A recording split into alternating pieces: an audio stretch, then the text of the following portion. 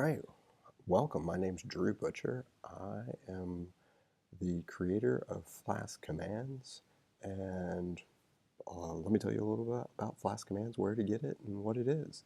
So flask-commands is a set of command line tools that help you scaffold out Flask applications quickly. Flask, for those people who may not have heard of it, is a framework, a web framework. And actually, I absolutely love Flask because it's not opinionated at all. Now, Flask commands, in order to provide you that structure, ends up being a little opinionated, but it's not too bad. And I follow pretty much industry standards, norms.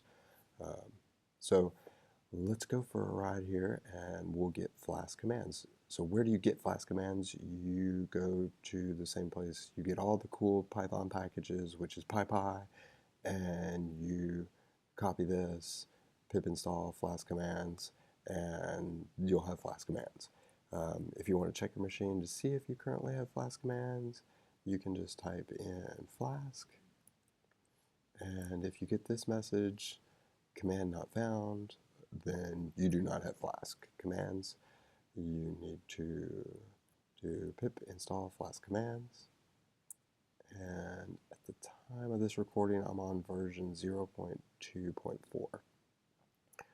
Okay, so now if I type in Flask, I get a nicer bit of context telling me what Flask commands is and the commands you can use. There are only 4, so it's not a terribly hard tooling set to remember. There's just 4 commands and there's a couple flags, but they're really powerful and I'm excited to share them with you.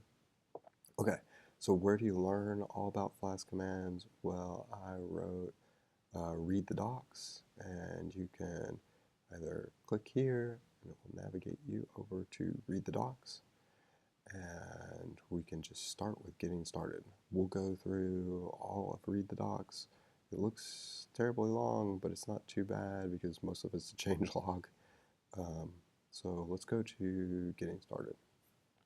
All right, this tells you what the commands are. You also saw them in your terminal. So there is a Flask new that allows you to scaffold out a Flask application with one line. You just like Flask new and then your project name, and you get a new folder with a whole bunch of files, database and migrations already set up for you, configuration set up for you, and then you're ready to go at making your web application.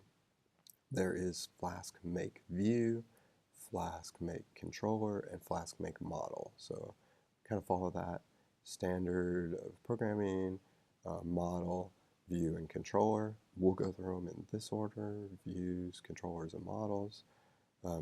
There is a safeguard in that you can run Flask new anywhere on your machine.